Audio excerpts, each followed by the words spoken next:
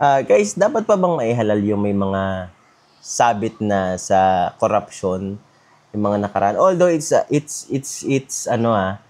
unfair na, alam mo yon, gamitin natin yung past ng isang tao sa kanya just because may mga past siyang issues. And I agree to that. But the problem is, if your past is related to somewhat treason or crime against your nation, I don't think you deserve any second chances or whatsoever. Kasi unang-una, tinraidor mo na yung bansa mo.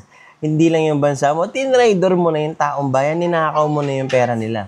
And di ko na babanggitin, acquitted doesn't mean that you're innocent. It means that there's not enough evidence, pero may naipresent na evidence na sabit ka talaga. So that is really subjective. Pero ako, para sa akin sa insight ko lang, dapat hindi na. Bansa na tinrider, matao na ng Pilipinas yung tinrider mo. Bakit pa? Anyway, babalik ako dun sa kasalanan din natin, iniluklok natin. Diba?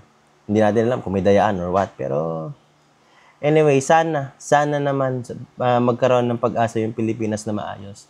Kahit sa nakikita ko, wala pang solusyon.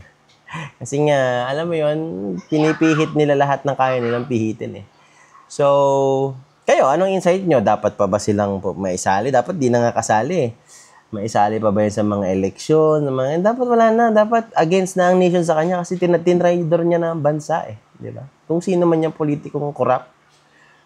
Di ba? So, yun lang. And if you have any insight or comments, kung may side kayo na gusto nyo sabihin, lagay nyo sa comment section.